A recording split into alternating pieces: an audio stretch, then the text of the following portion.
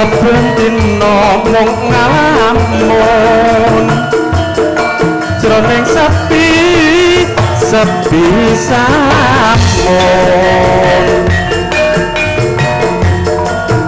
amung tansah kadulung wewayangan mung Mas wong ayu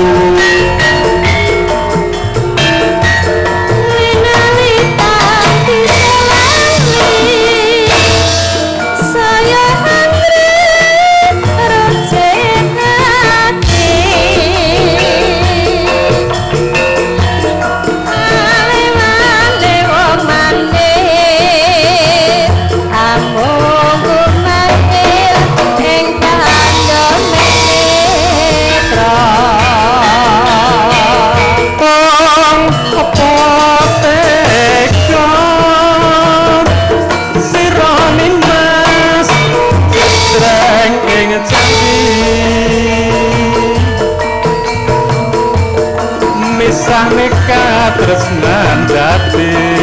neno-neno lamun mengkono katresnan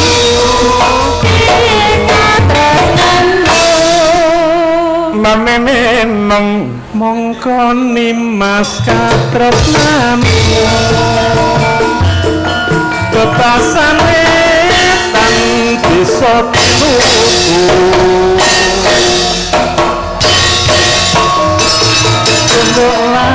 prasetyanmu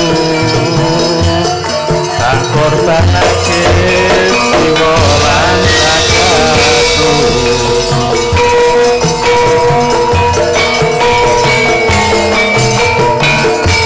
manane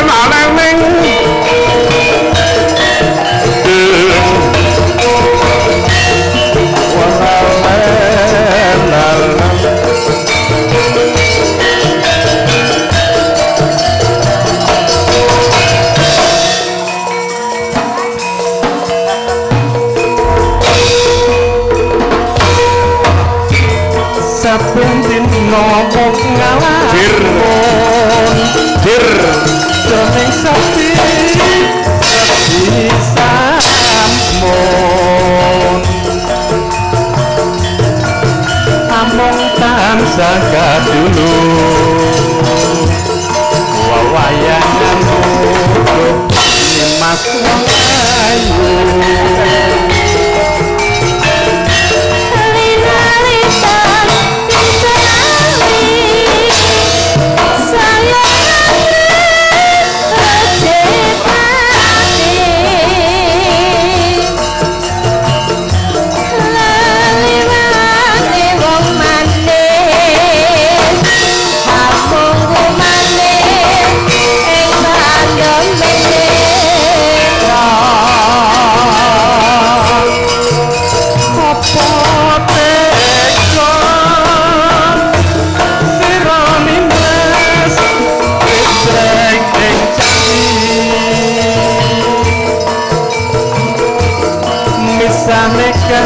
tresnan dadi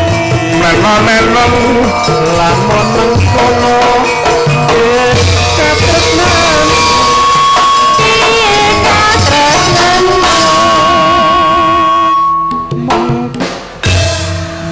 mongko nimas katresnan